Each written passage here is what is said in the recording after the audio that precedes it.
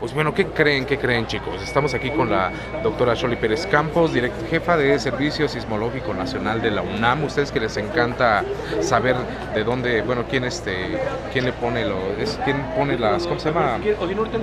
Bueno, ¿qué es lo que estudia el Sismológico Nacional? Es de la además es de la UNAM, ¿eh? Esa Sí, es buena. supuesto. Sí, un puño por eso. Vientos. Cada vez somos más. Sí, nosotros en el Servicio Sismológico Nacional lo que hacemos es monitorear toda la sismicidad que ocurre en el país. Eso significa que cuando se detecta un sismo en cualquier parte del territorio, se hace un cálculo, un proceso para poder determinar su localización precisa y la magnitud de este. ¿Tiene algo que ver con el SASMEX?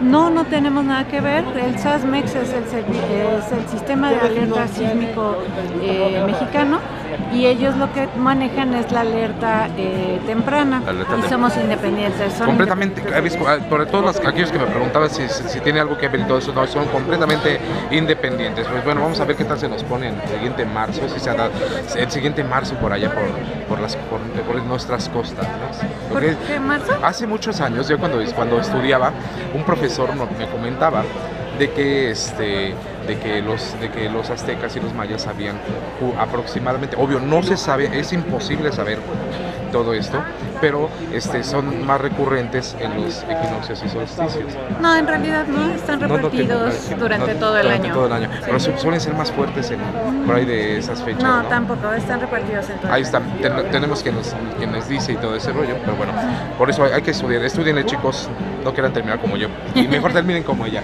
Pero, Bien, vamos a empezar. Vamos, doctora, los dejo que Sí, continúen. Vamos gracias. a continuar. Hola a todos, bienvenidos a la Semana Nacional de Ciencia y Tecnología. Veo a algunos del Club de Ciencia, que eso me da mucho gusto, y a los que no, pues ahorita también voy a aprovechar para contarles un poquito del Club de Ciencia de la Ciudad de México. Somos un esfuerzo de apropiación pública de la ciencia, no tiene ningún costo, y lo que hacemos es acercarlos totalmente a temas de ciencia, de vocaciones científicas para los niños. Pueden conocer científicos, tienen una membresía en donde, bueno, ustedes reciben beneficios por ser socios del club, descuentos en librerías, museos, visitas guiadas, etcétera. Así que bueno, les recomiendo que terminando la conferencia con la doctora Xoli, que además ya es miembro del Club de Ciencia y que ha tenido, pues nos ha hecho el favor de acompañarnos en varias actividades, pues obviamente como a ella pueden conocer a muchos más científicos. Entonces, terminando su conferencia, alguno de mis compañeros del Club de Ciencia los pueden afiliar para que ustedes obtengan todos estos beneficios. Así que en un momentito comenzamos. ¿Qué me dices?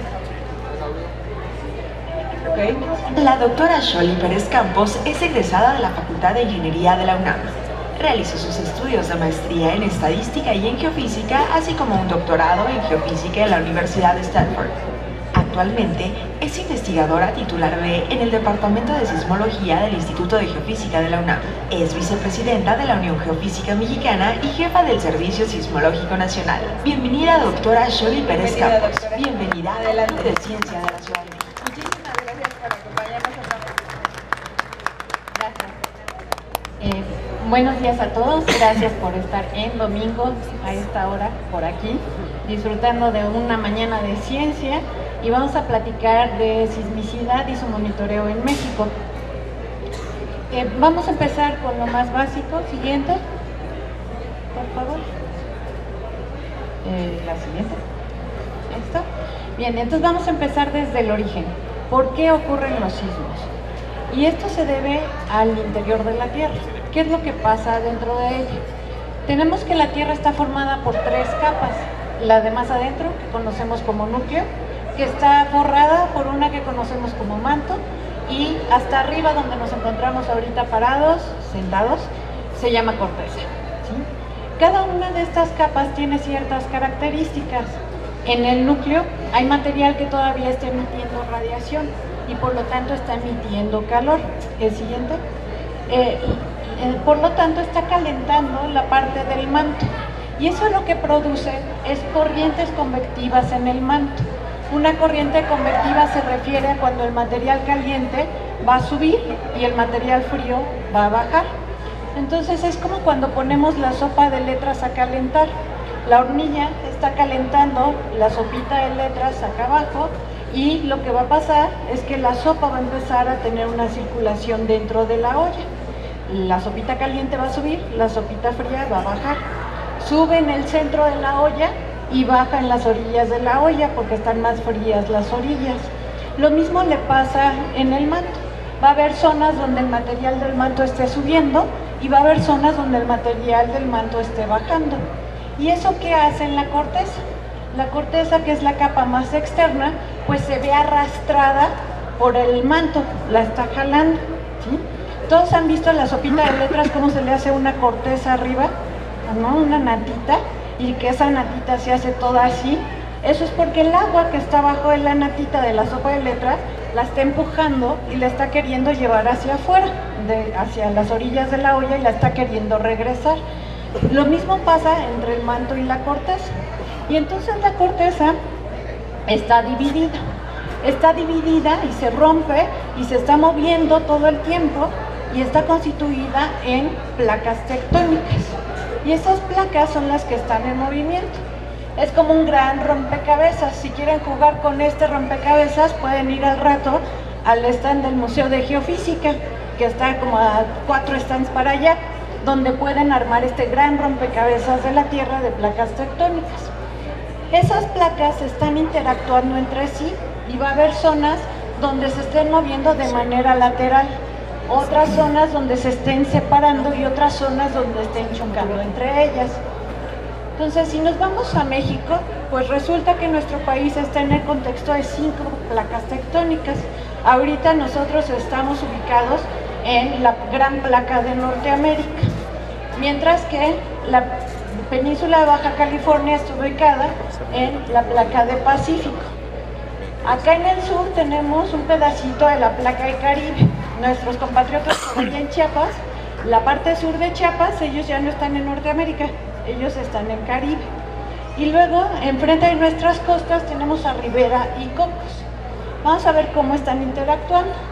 La primera interacción que hay es esta, de manera lateral, entre Norteamérica y Pacífico.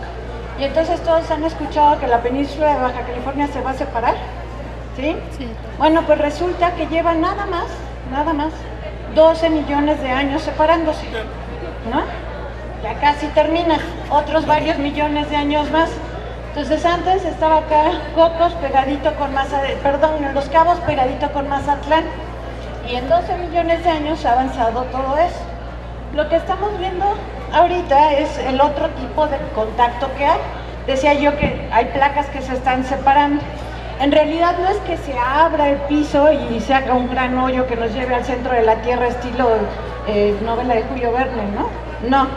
Lo que pasa, no, imagínense, nos encontramos a la roca y hacemos el viaje con él. No, no es así, ¿no? Lo que tenemos es que hay nuevo material que está acá saliendo, nuevo material, y está formando acá en la superficie nuevo piso oceánico. Y ese nuevo piso oceánico empuja las placas en direcciones contrarias. Entonces ese contacto entre placas se encuentra sobre todo en medio del océano.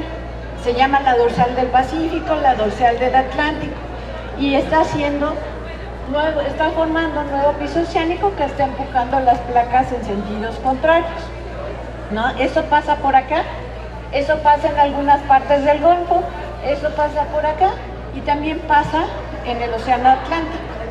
Eso hace que Norteamérica se mueva para acá y que Cocos se mueva hacia allá y Ribera se mueva hacia acá, ¿sí?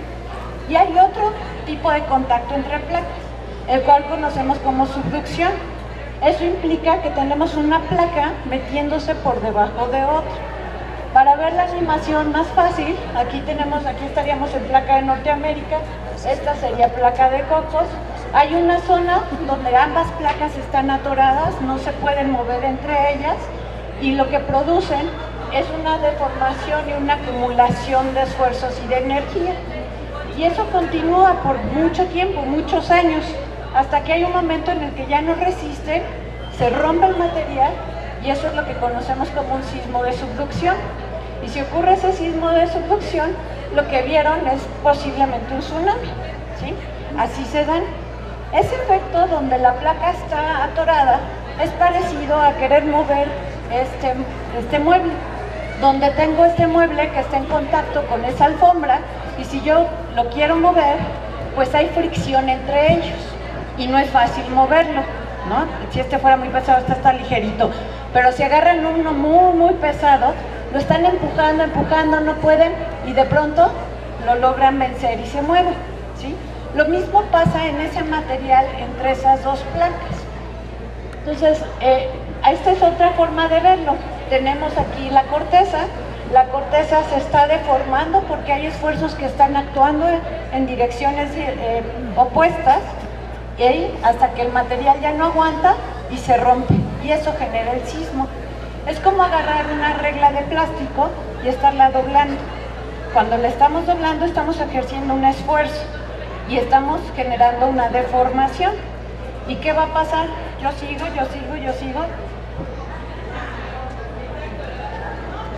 ¡prac!, ¿no? Se rompe.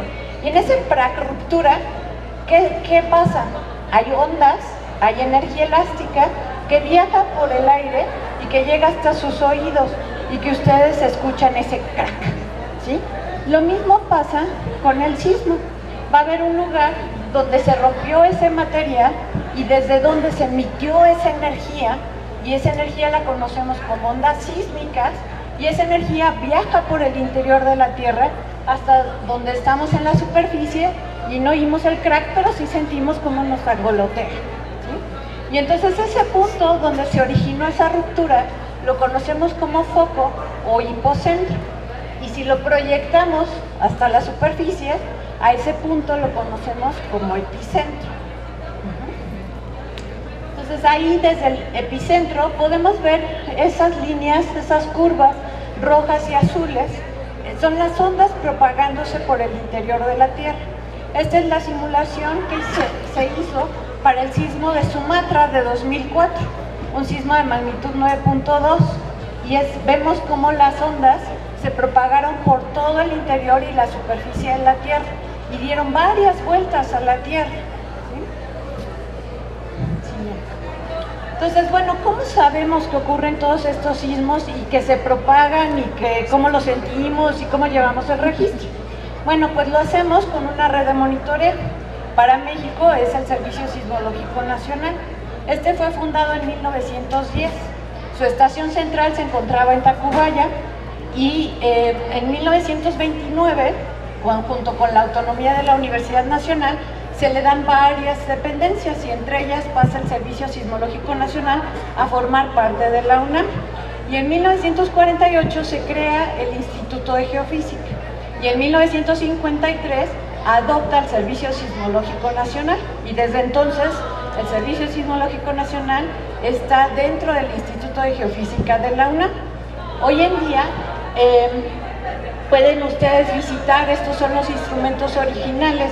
Eran unos sismómetros pues chiquitos, nada más pesaban 17 toneladas, ¿no? Nada más, imagínense. Y estaban distribuidos en 9 estaciones repartidas en todo el territorio. Pueden ustedes hoy en día visitar esos instrumentos en la estación central, en Tacubaya. Ahí se encuentra el Museo de Geofísica y tiene la instrumentación original y todos los instrumentos que ha habido para las medidas geofísicas. Ahí Mario les puede hacer una demostración de cómo funcionaban estos grandes sismómetros de 17 toneladas. Pueden pedir más informes en el stand del Museo de Geofísica. Bien, pues antes lo que se hacía es que había estos tambores que estaban dando vueltas. Tardaba en llenarse todo el papel 24 horas y se generaban registros como este, ¿sí? Había una plumilla que estaba pintando lo que el sensor estaba registrando y cada línea correspondía a 15 minutos de registro. Lo que están viendo aquí es el registro para el sismo del 19 de septiembre de 1985 y esto corresponde a una estación que se encontraba en las costas de Oaxaca, en Pinotepa Nacional. Hoy en día ya no hacemos eso, ya no usamos papel, ya todo es digital.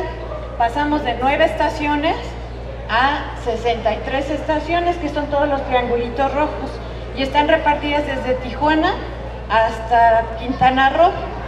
Además, aquí, en particular en el Valle de México, tenemos otras 32 estaciones. Esas son operadas también por el Servicio Sismológico Nacional. pero ven más puntitos y rombitos y otras cosas. Bueno, los que no son blancos, que sobre todo aquí no se aprecia muy bien, pero están por acá y están por acá, esos son estaciones que tienen otras instituciones que también hacen monitoreo sismológico y comparten con el Servicio Sismológico Nacional todos sus datos. Y entonces en total recibimos datos de 172 estaciones, incluyendo 5 que vienen de Guatemala. Ahora las estaciones no son esos monstruos de 17 toneladas. Ahora los sismómetros son una cosa no más grande que esta bocina. Inclusive hay sismómetros del tamaño de una lata de refresco, sin decir marcas, ¿no? Pero del tamaño de una lata de refresco. De cerveza. Y las casetas pues ya no son esos grandes bodegones, sino ahora son casas pequeñitas, casetas pequeñitas que tienen 2 cuartitos. En un cuartito están los sensores. Hay un sensor que mide la velocidad con la que se mueve el suelo, que se llama sismómetro. Hay otro que mide la aceleración con la que se mide el suelo, que es un acelerómetro. Y en el techo tiene esta antena, que es un GPS para ver cómo se está moviendo el suelo. Y en otro cuarto está toda la parte electrónica y de respaldo de energía. Necesitamos que la estación opere 24/7, entonces tiene una batería en caso de que se le vaya la luz. Ahora los datos no se reciben en papel, sino todo es en computadora, todo es digital. Lo vemos así, parecido al del papel, pero ya todo es digital.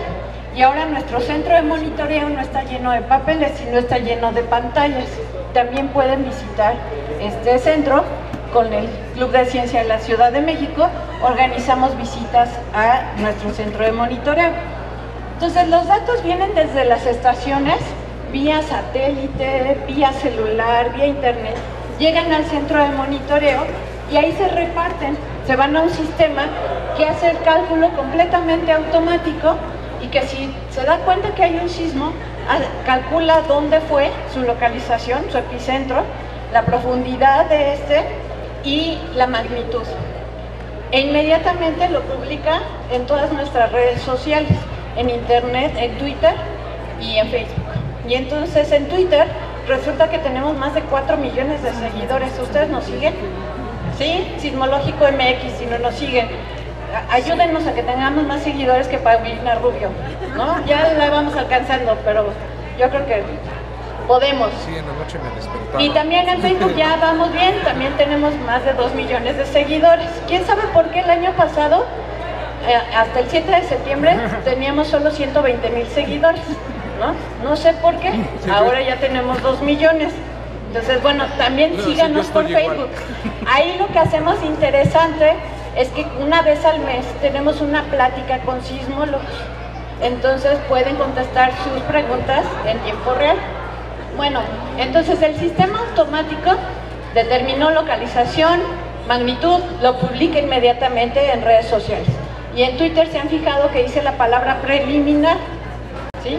Esa palabrita preliminar significa que no hay intervención humana, que fue el sistema automático el que rápido determinó esto y lo sacó. Pero a la par hay un grupo de analistas que está revisando toda la información y hace el cálculo en tiempo real y también saca la información ya revisada. Y ese ya no tiene la leyenda de preliminar. Ese sale aproximadamente de 10 a 30 minutos después de haber ocurrido el sismo. Bien, entonces el sismo viene acompañado de 2 partes de información. Uno que es la localización y otro que es la magnitud. La magnitud se refiere al tamaño de la falla. Lo que están viendo en esta animación aquí es un sismo de magnitud 5.8 y van a empezar a ver diferentes magnitudes. Este es de 6.1 y vamos a ir viendo cómo se va a ir desapareciendo con respecto a magnitudes más grandes. La magnitud no es una escala lineal, entonces no es que multiplique por un factor sencillo de 1 o de 2 o algo así para el siguiente tamaño, ¿no? Entonces por aquí estamos en 7.7 y este 5.8. Vean el tamaño del círculo del 7.7 con respecto al de 5.8. De hecho ya pronto se va a desaparecer ese y vamos a ver ese es de 8.1, parecido al sismo del 85, y el de 5.8 ya casi ni se ve, ¿no? Entonces lo que vemos es parecido a lo que ven a su mano derecha, donde este circulito chiquitito corresponde a un sismo de magnitud 4, mientras que este rojo corresponde a uno de magnitud 8 y el de 9 ya no cabe en la pantalla. Entonces, entre cada orden de magnitud hay un factor de 32. Este tamaño de 4 es 32 veces más pequeño que este de 5, 1000 veces más pequeño que este de 6, 32.000 veces más pequeño que este de 7, 1.000.000 de veces más pequeño que el de 8, 32 millones más pequeño que el de 9. ¿Sí? Entonces, hablar de una diferencia de un orden de magnitud es una cosa bastante grande. ¿Sí?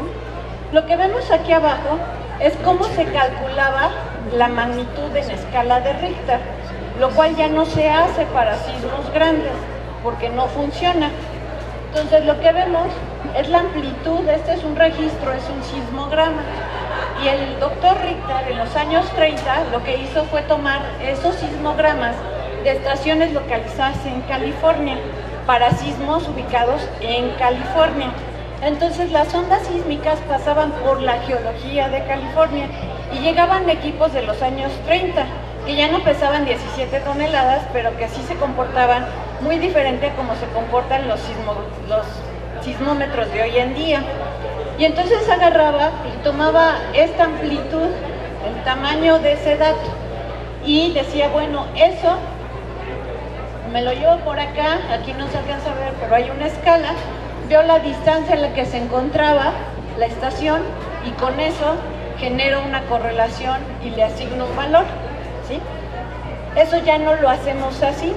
Lo que se hace es mucho más complicado y es modelar lo que hay aquí en medio. Y con eso se estima el tamaño de la ruptura, el tamaño de la falla, y con eso se le asigna magnitud. ¿Sí? Entonces, por eso hoy en día no hablamos de escala de Richter, porque ya no seguimos exactamente este procedimiento. Bien, entonces, ¿cómo ha sido la sismicidad en nuestro país? Decía yo que el Servicio Sismológico Nacional fue inaugurado en 1910, pero hubo un instrumento instalado desde 1904, y entonces, pero en el mundo empezaron a instalarse un poquito antes de 1900. Entonces, a nivel mundial era posible ver sismos grandes, ver sismos de magnitudes de 7. Entonces, lo que vemos aquí es el catálogo sísmico del Servicio Sismológico Nacional desde 1900 hasta el año pasado, que hice esta gráfica.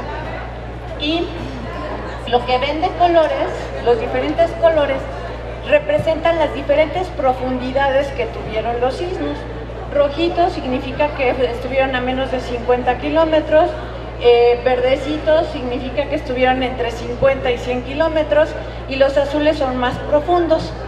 Y la escala vertical corresponde al tamaño, que va desde 6.5 aquí hasta 8.2, son los más grandes que hemos tenido. Y aquí la pregunta es, ¿ustedes ven que ha temblado más? Es decir, ¿ven más puntitos a la derecha que a la izquierda? ¿Ha cambiado el número de sismos que hay en el país? ¿Sí lo ven? ¿En serio ven más puntitos a la derecha que a la izquierda? No, ¿verdad? No se ve, porque los sismos grandes no han cambiado su comportamiento con el tiempo. Seguimos teniendo el mismo comportamiento, no ha variado, ¿sí? Entonces, ¿por qué percibimos que hay más sismos últimamente? Si lo que vemos es que sismos grandes se han comportado igual desde 1900 que tenemos registro hasta ahora. Bueno, pues esta línea azul corresponde al cúmulo de sismos que hay en el catálogo. Todos, absolutamente todos los que se han registrado, ¿sí? Alguna vez por el Servicio Sismológico Nacional. Y ahí sí ven un cambio, ¿no? Esa línea azul viene así como tranquilita y de pronto, caray, algo pasó. Entonces me van a decir, bueno, ¿qué pasó aquí? No, que no había cambiado la sismicidad, porque aquí en 1974 hubo un cambio. Bueno, a eso le llamo yo el efecto Yamamoto. ¿Saben por qué? porque el doctor Yamamoto fue el jefe del Servicio Sismológico Nacional que entra en 1974 y dice, señores, vamos a usar la computadora y vamos a llevar un mejor registro de todos los sismos y no vamos a poner solo los de magnitudes 6.5 para arriba, sino todo lo que registremos. Y entonces empiezan a aparecer sismos pequeños en el catálogo, ¿sí? Entonces no es que haya empezado a temblar más, sino que se empezó a llevar un registro de los sismos pequeños que antes no se estaba llevando porque ya contábamos con computadora. Pero de pronto dicen, ah, bueno, ok, ya todo se estabiliza y de pronto aquí hay otra cosa, ¿no? Empieza a cambiar. ¿Qué pasó en el 2006?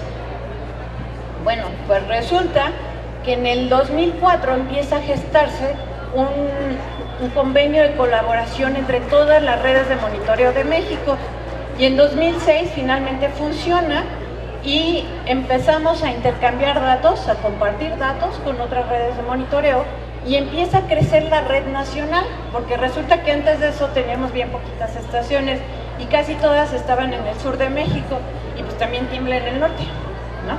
Entonces empezamos a ver la sismicidad que estaba ocurriendo en el resto del país.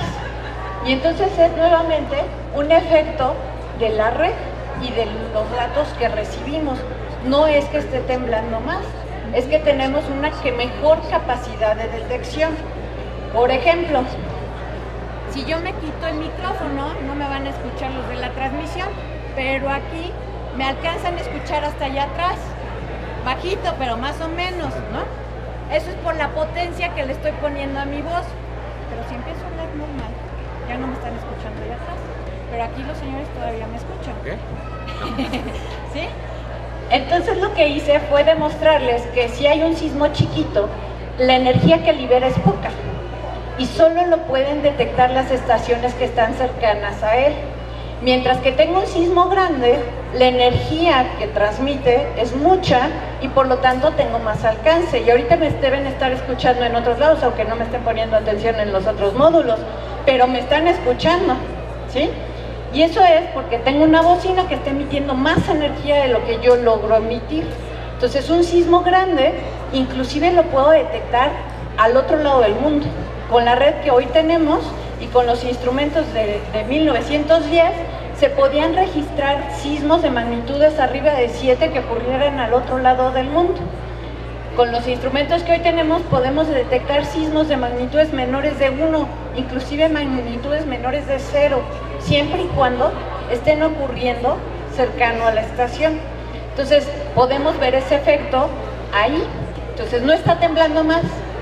Lo que estamos mejorando es nuestra capacidad de detección, ¿sí? Bien, esos mismos sismos grandes que vimos, los de magnitud 6.5 para arriba, ahora los vemos distribuidos en este mapa. Y vemos algo muy curioso, que se alinean con esta línea, se alinean con esta línea, se alinean con esa línea, ¿sí? ¿Qué vimos hace rato que eran esas líneas? Los contactos entre las placas tectónicas. Entonces, la sismicidad más grande que se presenta en nuestro país se debe justamente a ese contacto entre placas, pero no todo es por eso. Vimos que estos verdes y estos azules que están aquí en el centro son más profundos, tienen profundidades más de 50 kilómetros, ¿sí? Eso es porque están ocurriendo dentro de la placa de Cocos, a gran profundidad. Ahorita vamos a ver cómo. Ahora, si hacemos un análisis de la sismicidad que reportamos año con año en el sismológico, este es un mapa que nos presenta lo que se reportó en 2016. En ese año, perdón, 2015, en ese año reportamos 10.946 sismos.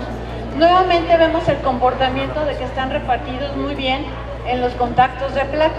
También vemos estos que están dentro de la placa subducida, ahorita vamos a ver cómo. Y vemos por acá algunos otros esparcidos que también están ocurriendo dentro del continente. Ahora me van a decir, bueno, pero eso es porque ocurren si ahí no hay contacto entre placas, ¿no? Bueno, pues imaginen que estamos empujando aquí a este módulo, lo estamos empujando de este lado, ¿sí? Y de aquel lado también Diana me ayuda y lo empuja para acá, ¿vale? Entonces, claro, aquí es donde se está acumulando más el esfuerzo, también donde está Diana. Pero ¿qué estará pasando aquí adentro? Aquí adentro se va a empezar a deformar, ¿no? Y también está sufriendo de esfuerzos. Lo mismo pasa en estas zonas dentro de los continentes. También hay esfuerzos actuando y también se generan fallas y también hay sismos. Entonces, en 2016, si ponemos la que sigue, pasamos a 15.460 sismos. ¿Está aumentando la sismicidad? Pues aumentó el número de sismos reportados, pero los comportamientos son similares. Lo que aumentó fue el número de estaciones que teníamos en 2015 y el número de estaciones que recibimos en 2016. Entonces, con esos dos números, ¿cuántos creen que registramos en 2017? Más por el de 8.2, ¿no? Ah, aquí ya sacó algo bueno. Entonces dirían, bueno, no sé, 10.000, 15.000. De 2016 a 2017 no aumentamos estaciones. Entonces, bueno, entre 15.000 y 20.000, ¿no? Excepto que, como dijo el joven, ocurrió una cosa importante el 7 de septiembre. ¿Qué pasó? Fue nuestro aniversario. Un sismo de 8.2. Y entonces, ¿cómo quedó 2017? Pues quedó en 26.413 sismos. Y lo que ven en estas grafiquitas es cuántos sismos se reportaron por mes. Y ven que no hay ninguna preferencia, ¿no? Que es más o menos homogéneo durante el año. Acá, 2016, más o menos homogéneo durante el año. Y viene 2017 y pues estaba bien comportado. Y de pronto ven el pico, ¿sí? Y eso es septiembre. Ese es el mes de septiembre. Entonces, hasta el 7 de septiembre por la mañana, un analista del Servicio Sismológico Nacional reportaba aproximadamente unos 40 sismos por día. El 8 de septiembre en la mañana reportamos 360 sismos, ¿no? Eso es por todas las réplicas que generó el sismo del 7 de septiembre. Hasta el 1 de noviembre, ¿tienen idea de cuántas réplicas se contabilizaron de este año? ¿No? ¿Un número? Anímense, sin miedo. 40.000. ¿Eh? Más de 200. Entonces no le digo que el primer día ya habíamos reportado 360. Más. Acá 28.000. 28.000. Más de 28.000 réplicas al 1 de noviembre de este año de ese sismo del 7 de septiembre. Y aquí se ve en esta zona, se ven apelmazados los puntitos, ¿no? Esa es la zona de réplicas. ¿Cuántos sismos creen que llevamos reportados este año, desde el 1 de enero de este año hasta ayer en la mañana que hice la presentación? Que la actualicé. 24.000. ¿Cuánto? 24.000. 24.000. Acá el joven sí nos sigue, ¿eh? Y además nos lleva bien la cuenta. Bueno, vamos a ver. Es cálculo, no se cree que 26.000, ¿no? 26.852. Sí, hasta la mañana de ayer. Siguiente. Bien, entonces en México tenemos 3 tipos de sismos. Los sismos no se reportan como oscilatorios y trepidatorios. Así no se clasifican los sismos. Esos dos términos se refieren a cómo nos mueven el piso, ¿no? Nos los mueven de arriba para abajo, es trepidatorio, nos los mueven así, es oscilatorio.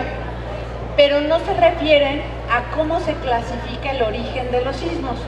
Los sismos se clasifican como interplaca, porque suceden entre las placas, y como intraplaca, porque suceden dentro de las placas, ¿sí?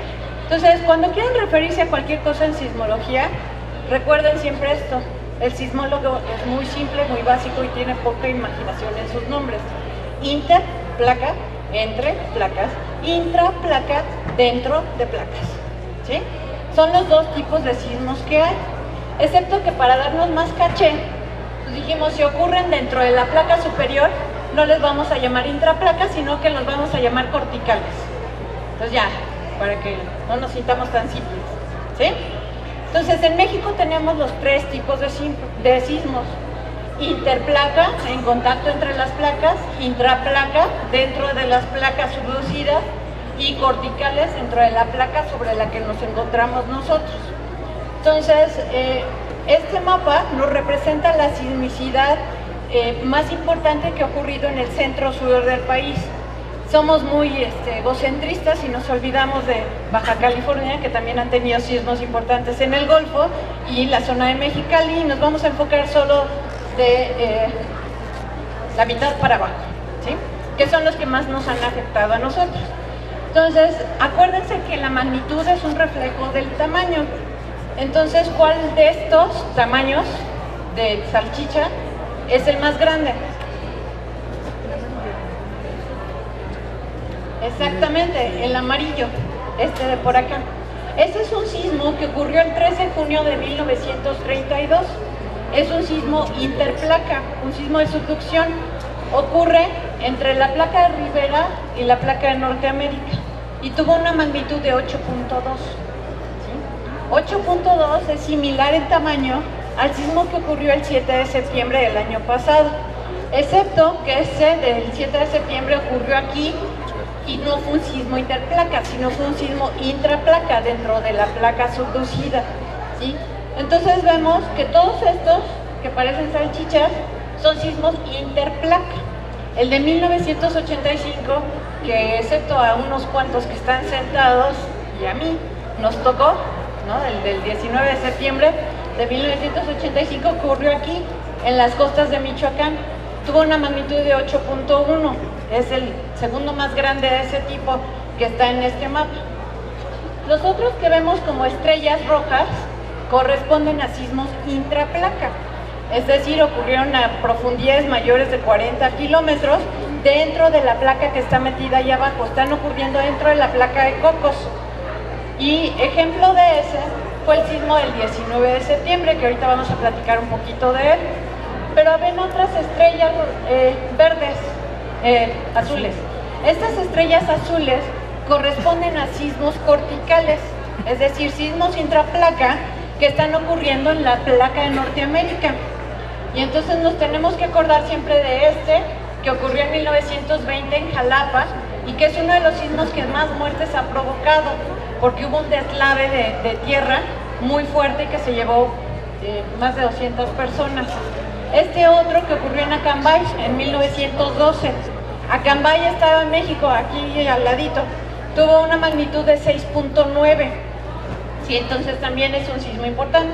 Entonces vámonos con este del 19 de septiembre. Decía yo que fue un sismo intraplaca. Su epicentro fue aquí, en las fronteras de los estados de Morelos, Puebla. Y lo que vemos en esta imagen es un mapa de intensidades. Acuérdense que dijimos que magnitud es el tamaño de la ruptura, ¿sí? No es para nada sinónimo de intensidad. Intensidad significa qué tan violento movió el terreno. Y entonces vemos que no es un valor único, que en las zonas donde está rojo pudo haber sido una intensidad de 7 para arriba, 8. Mientras que nos vamos alejando, empieza a convertirse en colores amarillos y verdes. Empieza a bajar la intensidad y alcanza valores de 4, 3 y 1 es cuando apenas solo el instrumento lo detecta. Hay otra diferencia entre intensidad y magnitud. Para magnitud usamos números arábigos cuando la representamos. Para intensidad usamos números romanos, ¿sí? Ahora, ¿de qué depende la intensidad? Una, pues depende del tamaño. Si está grande, pues va a mover el piso mucho más fuerte que un sismo chiquito, de magnitud baja. Otra, depende de la distancia. Vean aquí, no es la misma intensidad en el epicentro que lejos del epicentro. Va a disminuir la intensidad conforme nos alejamos. Y aquí viene el tercer factor. ¿Qué tenemos aquí? El lago de Texcoco. El lago, ¿no? De la Ciudad de México, la zona del lago de la Ciudad de México. Y si ustedes ven alrededor en esta franja, que sería una distancia equivalente a este punto, no tiene el mismo color rojo, tiene un color menos intenso. Es decir, en esta zona la intensidad fue menor que en esta zona, ¿sí? Eso me está representando el tercer factor, que es un efecto de sitio. Las condiciones locales pueden afectar a las ondas que están llegando y amplificarlas y producir intensidades más fuertes. También hay el otro efecto, pueden de amplificarlas y tener un efecto más débil, ¿sí? También se puede dar. Entonces la intensidad depende de esos tres factores: tamaño del sismo, es decir, la magnitud, la distancia al epicentro y la condición local.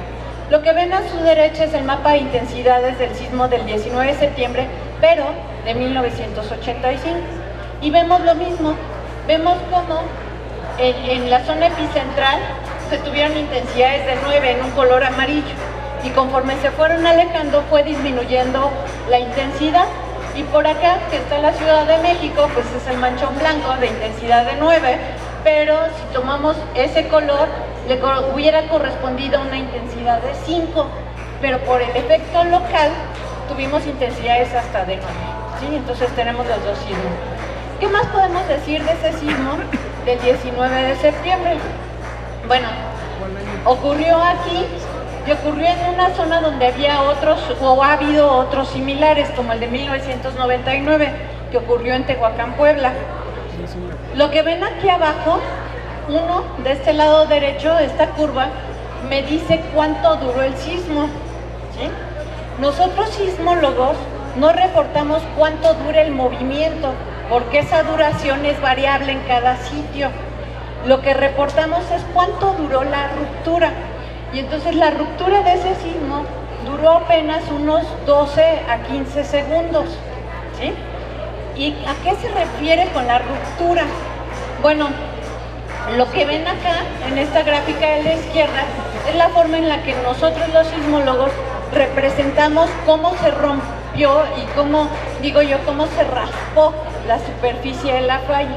Acuérdense que tenemos dos superficies en contacto, ¿no? Que era el ejemplo del sillón y el piso y la alfombra. Entonces el otro ejemplo que podemos poner es la rodilla y la alfombra, ¿no? Y entonces se agarran y se patinan, ¿no? Así bien bonito, la rodilla sobre la alfombra. ¿Ya lo sintieron todos? No vi mucha cara de dolor en algunos. Ok, y entonces, ¿cómo queda la rodilla? Raspada, ¿no? ¿Se raspa homogéneo? No, hay como unas zonas donde se raspa más feo, ¿no? Y hasta dicen, depende de qué tan intenso estuvo el asunto, dicen, uy, hasta se ve el huesito, ¿no? Se ve blanquito y se ve el bracito. Y luego se ve rosita y luego ya se ve la carnita normal, ¿sí? Así me imagino yo esto.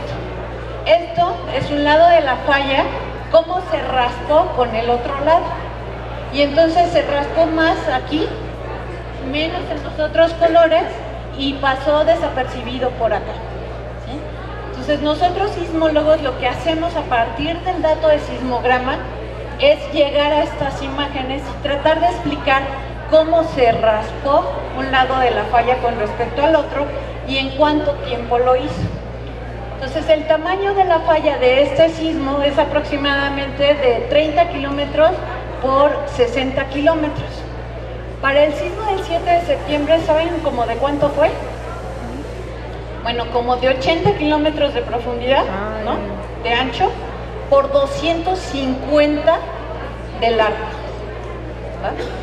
Y este tardó como unos 12 segundos, el de 7 de septiembre tardó 60 segundos. Ahora, aquí en el centro, de ese color intenso, es 1.2 metros que se desplazó. Para el del 7 de septiembre fueron 12 metros que se desplazó, ¿sí? Son monstruos diferentes. Bueno, ahora si vemos ahora de dónde se originó, la siguiente. Esta es la placa de Norteamérica, donde estamos ahorita, ¿no? Nosotros estamos como por aquí, más o menos. Y esta es la placa de Cocos. Aquí está el Pacífico, por acá estará Acapulquito, ¿no? Así. Y la placa de Cocos se mete y sigue, y sigue, y sigue. Aquí donde estamos nosotros parados está aproximadamente a unos 200 kilómetros de profundidad, pero la placa de Cocos sigue hasta 570 kilómetros de profundidad, al menos lo que hemos podido observar. ¿Y qué pasa? Que en alguna zona está doblada. Esto se da en la frontera aproximadamente entre Guerrero y Morelos, ¿sí? Y ahí es donde se dio este sismo. Este sería el plano, estaríamos viendo así la proyección del plano de la falla. Y esto, este bloque que está acá, encima de esa raya, se bajó con respecto a este bloque que está atrás de esa línea. Y eso lo hizo, aquí el colorcito, aquí estaría el de 1.2 metros, ¿no? De raspada. Así vemos nosotros los sismólogos los sismos. Siguiente. Y a eso se refiere con sismo intraplaca. Ahora, lo que vemos aquí es como el vecindario donde ocurrió. Este es el sismo del 19 de septiembre y aquí vemos varios que han ocurrido en esa zona con características similares, nada más que más pequeños, ¿no? Y por eso es que no nos habían pegado tan fuerte, pero es en esta parte.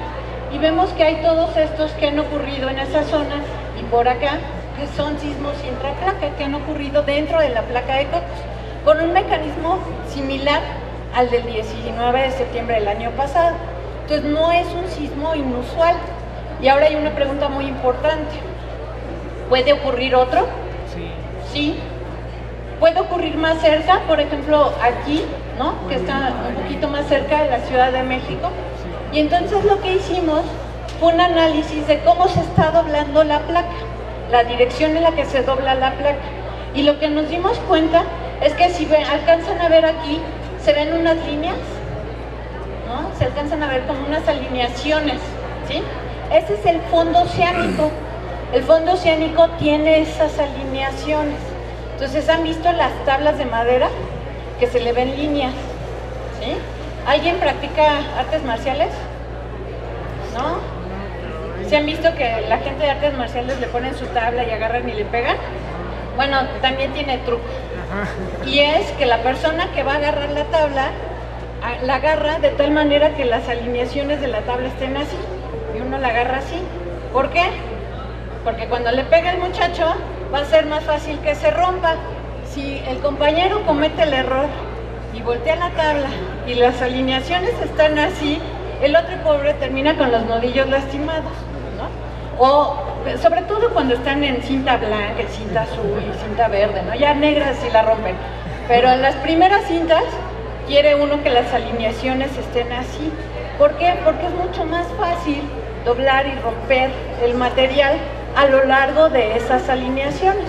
Entonces, si ponemos eso en el contexto de la placa tectónica y tiene esas alineaciones, y esto de aquí me representa cómo se está doblando la placa, pues lo que vemos es que se alinean muy bien en esta zona, pero ya aquí el doblez es diferente, es en otra dirección. Entonces lo que vemos es que es menos probable que ocurran ese tipo de sismos en esta zona y es más probable que ocurran en esta zona.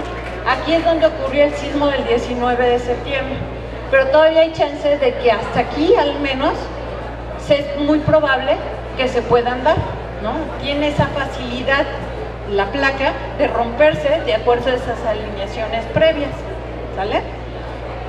Bien. Bueno, ¿y qué onda con la Ciudad de México? Tiembla dentro de la Ciudad de México porque ahorita habría de sismos fuera de la Ciudad de México y nos llegan las ondas. Pero ¿qué pasa dentro de la Ciudad de México? Ahí está la Ciudad de México, no se alcanzan a ver los bordes, pero es solo la Ciudad de México, ¿sí? Todos esos puntitos corresponden a sismos que han tenido epicentro dentro de la Ciudad de México. En total en el catálogo tenemos 234 sismos, claro, desde 1974. ¿Se acuerdan que les dije que antes no se llevaba registro de los sismos pequeños? Pero en realidad, si ustedes ven el catálogo, se ven más acumulados después de 2010. ¿Por qué después de 2010? Porque fue cuando se empezó a densificar la red en el Valle de México. Entonces tenemos una mejor capacidad de detección. Y de pronto ocurre, como fue esta semana, ¿no? El martes, que hubo uno de 2.5 en la delegación Gustavo Amadero, ¿no? Coyoacán, o sea, también en Coyoacán también seguido se reportan. A mí me tocó en mi casa sentir uno así, como saltó mi cama, y era una cosita de nada de 2.1, ¿no? Ahí en Coyoacán. Bien, pero el más grande del cual tenemos registro ocurrió en 2003, 15 de noviembre de 2003, y alcanzó una magnitud de 4. Ese se ubica acá, cercano a Mixquic, y ahí ven listados los demás, ¿no? Entonces, bueno, para concluir y ya terminar y se puedan seguir con su domingo, los sismos pues no son otra cosa más que un reflejo de todo el movimiento interno de la Tierra. Es el reflejo del movimiento de las placas tectónicas y los esfuerzos que éstas producen. Es también el resultado de un rompimiento y de una liberación de energía en el interior de la Tierra. Los sismos sobre todo van a ocurrir en estos límites de placa, pero como vimos también hay esfuerzos en el interior de las placas y también podemos tener sismos como aquí en la Ciudad de México. En particular para la Ciudad de México nosotros estamos expuestos a las tres fuentes, a sismos que ocurren en las costas, que son interplaca, que son de subducción, a sismos intraplaca como los del 19 de septiembre del año pasado, pero también a sismos corticales como el de Acambay o los que suceden dentro de la Ciudad de México. Algo bien importante, por más que queramos y por todos los esfuerzos que se hayan hecho, los sismos no se pueden predecir. Hoy en día no hay metodología, no hay instrumento, no hay nada que nos permita saber la fecha, la magnitud y la localización del próximo sismo. Entonces no se dejen influenciar por las redes y por estas cadenas de WhatsApp que andan circulando. Si ustedes ven algo de eso, no lo transmitan, simplemente ignórenlo. Los sismos no se pueden predecir. Por lo tanto, ¿qué nos toca hacer? Prevenir y prepararnos. Siempre, porque vivimos en un país sísmico. Y con eso les agradezco muchísimo su atención. Muchas gracias, doctora, de verdad, yo siempre le agradezco mucho su tiempo, su conocimiento y desde luego, pues si alguien tiene alguna pregunta o le parece bien que nosotros le hagamos dos preguntas y les damos un regalito del Club de Ciencia. Perfecto. Ok, pues entonces, ¿cómo se clasifican los sismos? ¿Cómo se clasifican los sismos? ¿Alguien quiere? Muy bien. Interplaca, intraplaca, corticales. Excelente.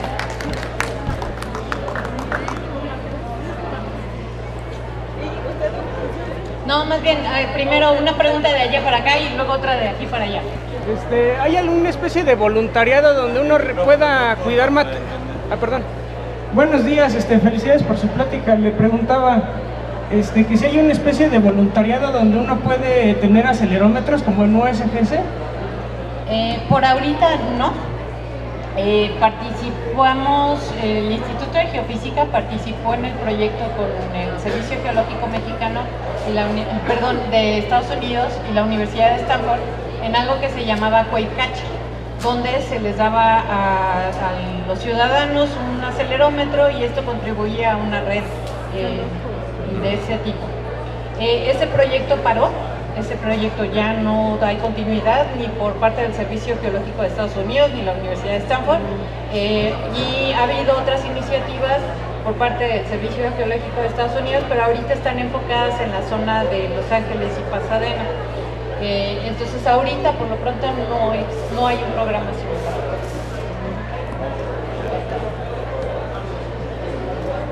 Buenos días.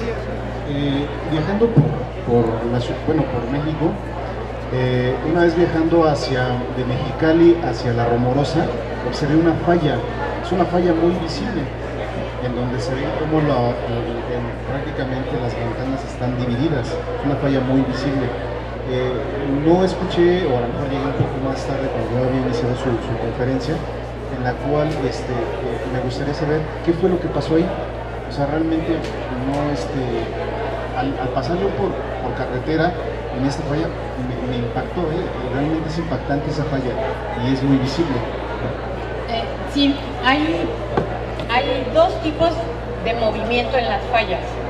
Un movimiento que es un sismo, que esa falla se pudo haber originado por un sismo y el desplazamiento que se ve en ella fue súbito, repentino, muy rápido y eso es un sismo, ¿sí? Hay otro tipo de fallas donde el movimiento es muy lento y hay desplazamiento entre los bloques y se empieza a ver la falla, pero es tan lento que no produce ondas sísmicas y que se llama creep el movimiento, ¿no? Es un deslizamiento muy lento, pero puede llegar a ser muy visual después de muchísimos años, decenas de años, cientos de años, millones de años. Ahora, esa falla en específico no sé cuál se trata, si fue originada por uno o por el otro, pero están en una zona sísmica donde seguramente hay muchas de esas fallas que sí fueron originadas por sismos.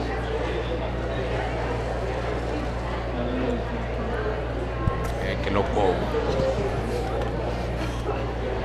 Doctora, ¿real las luces cuando tiembla? No alcancé a escuchar. Las luces que se ven. Luces. Ok, luces cuando tiembla. En realidad ha habido algunas observaciones de luces para algunos temblores. Hay un artículo donde menciona ese tipo de luces para sismos que han ocurrido cercanos a desiertos donde no hay luz, ¿no? Está todo oscuro y se pueden ver esas luces. Y parecen estar relacionadas con alguna liberación en las rocas. En México no se ha observado ese tipo de luz. Lo que se observó el 7 de septiembre por la noche se atribuye sobre todo a transformadores que explotaron en la ciudad y que por ser una noche lluviosa, con mucha humedad en el ambiente, fueron muy aparatosa a la luz como se vio, ¿no? Pero pues es un tema que necesita más análisis, no el del 7 de septiembre, sino las luces que se han observado en otros lados. Esa no me la sabía, la del desierto. Hey. Pues tenían duda de las luces, siempre me preguntan por eso, chicos. Por la presentación. Mi pregunta es relativa a la tecnología satelital. ¿Cómo contribuye en la predicción de sismos? Bien, lo que se está tratando de revisar con tecnología satelital para predicción de sismos es en el contenido de electrones en la ionosfera. Es lo que yo sé que está más avanzado. Se han observado anomalías de ese factor cuando ocurren sismos. No ha llegado al nivel de predicción. Todavía se están observando y analizando esas anomalías. Hay un problema con los satélites. Los satélites no se quedan encima del mismo punto permanentemente, sino que están dando la vuelta y no hay forma de saber dónde va a temblar, en qué momento va a temblar. Y puede ser que se nos vaya la señal clave porque ya pasó el satélite. Pero en la línea que se está investigando es en eso. Y también en ver sobre todo ver cómo se afecta la atmósfera y la ionosfera a partir de los esfuerzos que están ocurriendo allá adentro, allá abajo. Pero todavía está muy verde. Es como cuando llevas tu auto con el mecánico y falla. ¿Podría evitar el estrés postraumático después de un sismo? Bueno, pues esa es una pregunta muy importante, muy relevante y yo creo que es muy conveniente consultar con un psicólogo. Mañana viene el doctor Eduardo Calixto, justamente para saber cómo salir de un trastorno. Sí, y ahí sí mi recomendación es acérquense a un especialista de la salud mental, porque a veces pensamos que podemos solos, pero no, es necesario el apoyo. Cuando se quieren ir con el difuntito. Buenas tardes. Yo estaba leyendo un artículo de unos sismólogos chilenos que salió que antes de que ocurra un temblor, en esta zona bajaba el campo magnético de esa zona. No sé si sea muy relevante eso. De igual manera, ha habido ese tipo de observaciones para sismos muy específicos y se ha tenido la fortuna de tener el equipo en el sitio, pero no se ha observado de manera generalizada para todos los sismos en todo el mundo. Entonces, a veces encontramos un factor que puede ser indicativo, pero cuando lo llevamos a otro sismo no se comporta igual. Y el otro problema es que no tenemos monitoreada toda la Tierra de manera homogénea, entonces tampoco podemos aplicarlo de manera general. Entonces, hoy en día, eso sigue sin ser un método predictivo. No le hagan caso a la monividente, no, nunca más. Bueno, pues le agradecemos muchísimo su participación, doctora, y en nombre de la Secretaría de Ciencia, Club de Ciencia,